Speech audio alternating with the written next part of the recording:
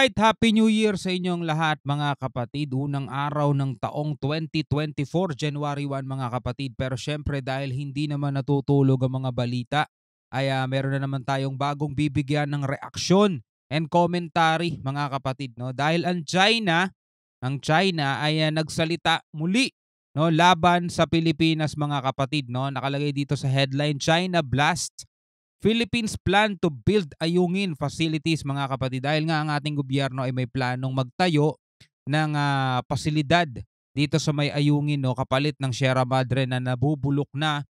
So ngayon eto, wina-warningan na naman tayo mga tol ng China, no? So eto, pakita ko sa inyo saglit. Ayan, no, mula sa Philstar Global mga kapatid, no? Ayan, no. China blast Philippines plan to build ayungin facilities mga kapatid, no? Tapos eto pa, kuha tayo sa YouTube syempre. Ito, subscribe tayo sa first post.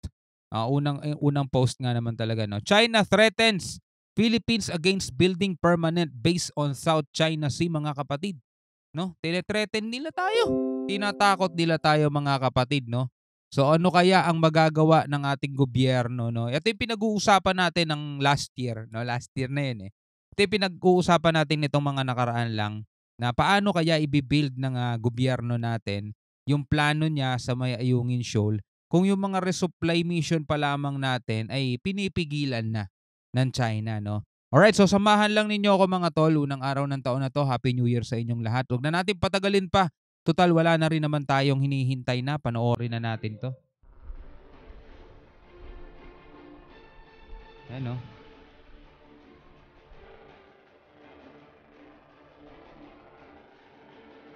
Against building permanent base on South China Sea, oh.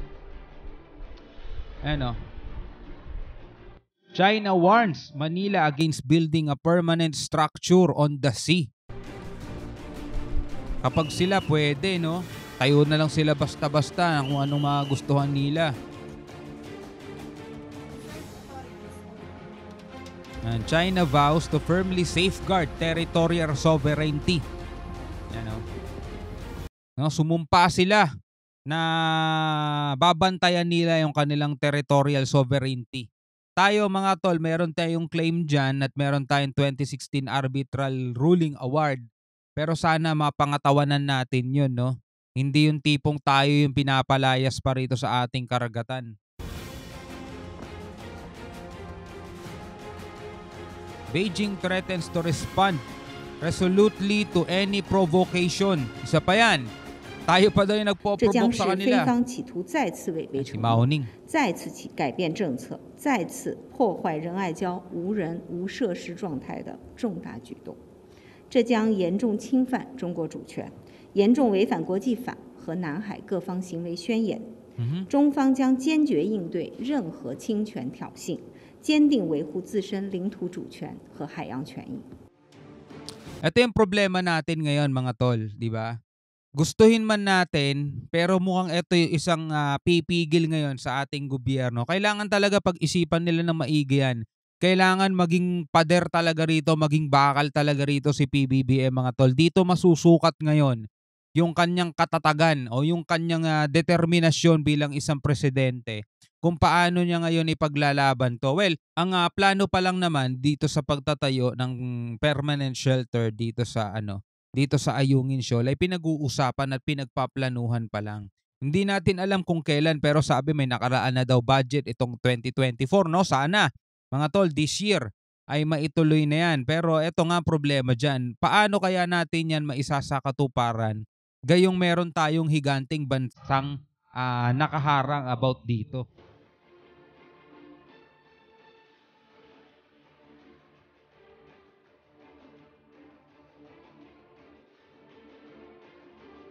Sa Second Thomas Shoal pa. Lawmakers have allocated funds for building the structure. Meron na talaga. Second Thomas Shoal is a disputed territory in the South China Sea. Mga tol, pinagtatalo ng teritoryo daw yan.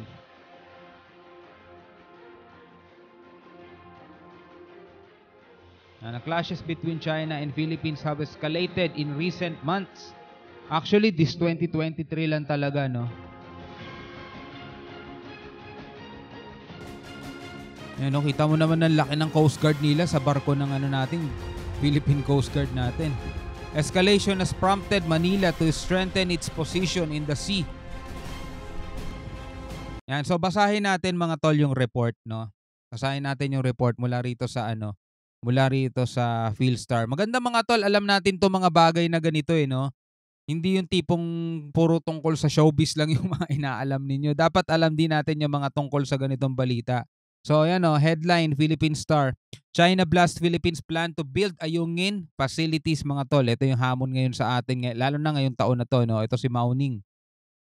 So ito, Manila, Philippines. Chinese Foreign Ministry spokesperson Mao Ning hit back at the Philippines Armed Forces over a plan to build a permanent structure at Ayungin Shoal in a bid to protect the country's sovereignty over the West Philippine Sea. In a regular press briefing on Friday, Mao Ning accused the Philippines of reneging on its commitment to remove the BRP Sierra Madre. Sino ba naman kasing nangako niyan? No, ngayon sinasabi ng China hindi daw natin kasi tinutupad yung pangako nating aalisin 'di ba? Yung nakaraan inano natin yan, pinag-usapan natin yan Sino ba yung presidente? Ayaw din naman nilang sabihin. Sino yung presidenteng nangako sa kanila na aalisin yung BRP Sierra Madre? May idea ba kayo sa isip ninyo mga tol? 'Di ba? Lumutang ang pangalan nitong nakaraan. Pinag-usapan natin si Erap daw pero sabi naman ni Senator Jinggoy sa ni Senator JB, malabo 'yan. Si dating Pangulong Joseph Estrada nga ang nag-utos na isadsad yung BRP Sierra Madre, 'di ba? Mga tol. So, kung may idea kayo, pwede kayong mag-comment sa baba sa tingin ninyo sino kaya yung nangakong yun ng presidente sa China. So, dito natin ito pagpatuloy. Ayan. In her tapos na pala to. And rusting wartime ship grounded there. And to keep the Renai Jiao, yung term nila doon sa Ayungin Shoal, facility free. Yan. So next, Renai Jiao is an uninhabited shoal.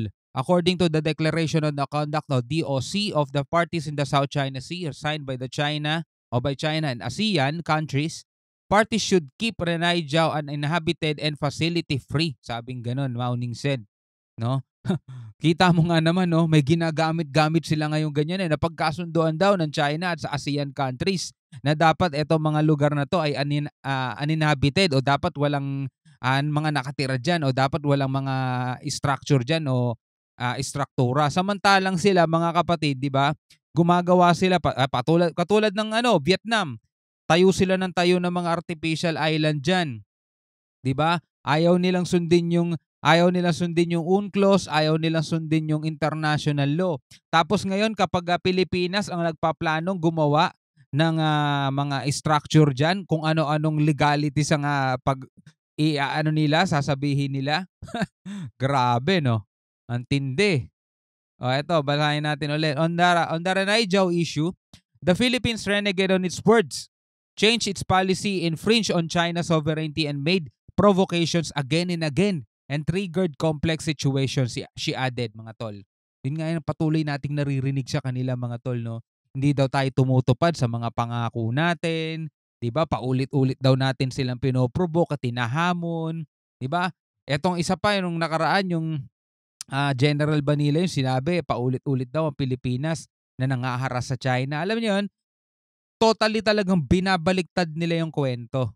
No? Totally binabaliktad nila yung akusasyon talaga.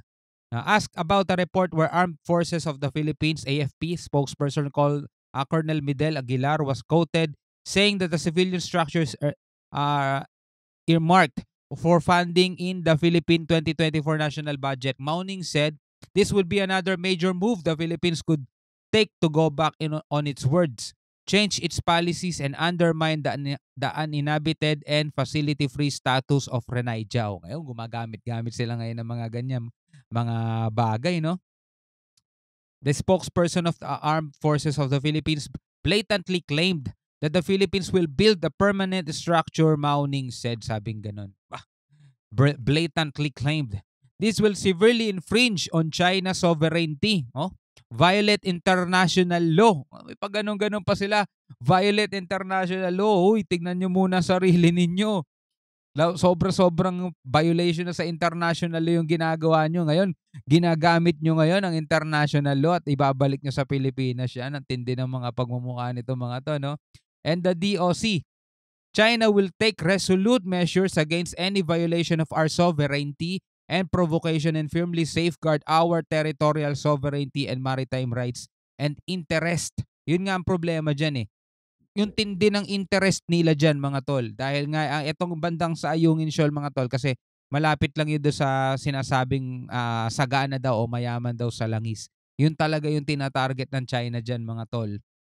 At saka itong sa Scarborough, di ba? Mayaman sa... Eto, kabuuan ng West Philippine Sea mga tol. Napakayaman kasi niyan talaga sa likas na yaman at saka sa lamang dagat. Kaya talagang ano yan, interesado talaga ang China dyan mga tol. At parang ang hirap isipin na bigla-bigla na lang isang araw, nabibitawan nila yan mga tol, no? Kailangan talagang gumawa ng aksyon ng ating gobyerno, hindi basta-basta pwedeng ano lang, usap-usap lang, no? Eto, in December 26, ABS-CBN report, Aguilar was quoted as saying that the permanent structure in Ayungin could be a shelter for fisher folk, yung mga mangingisda who were being blocked by China from fishing in the area. In a separate teleradyo serbisyo interview on December 12, former Supreme Court Senior Associate Justice Antonio Carpio suggested that a lighthouse or a marine research center in the is the civilian structure that should be built at Ayungin Shoal, located at the Spratly Islands near Kalayaan Municipality in Palawan. Okay? So, ito yung sinabi. We should put up a civilian structure at Ayungin Shoal, Ayungin, because it is part of our exclusive economic zone. Totoo naman eh. Di ba? Part ng exclusive economic zone ng Pilipinas yan eh. It is only us which has the right to build the structures there under the United Nations Convention on the Law of the Sea, Carpio then said. Diba? Batay sa UNCLOS, Pilipinas lamang ang may karapatan na kung ano man ng mga balak ng bansang Pilipinas dito sa pasok naman sa exclusive economic zone ng Pilipinas ay dapat walang pakialam ang ibang bansa. Ang problema nga lang hindi sila sumusunod sa international law, hindi nila kinikilala ang UNCLOS. Pero kapag Pilipinas na ang gumagalaw dyan, ang nagbabalak at kumikilos dyan, ginagamit ngayon nila ang international law, di ba? Parang kalokohan eh, no? Ngayon sila ganyan ang gumagamit sa international law. May binabanggit silang labag daw sa international law ang gagawin ng Pilipinas. Mga unggoy din eh, no? Samantalang yung ginagawa nilang pangaharas sa Pilipinas, pangahabol, pangaharang, 'di ba? Violation nga 'yun yung yung mga dangerous maneuver nila, 'di ba? Yung mga anti-collision law. Ay nako, grabe talaga 'to. Senate Finance Committee Chair Sonny Angara had let slip that the budget for the civilian structures is included, no, kasama na daw sa country's 5.768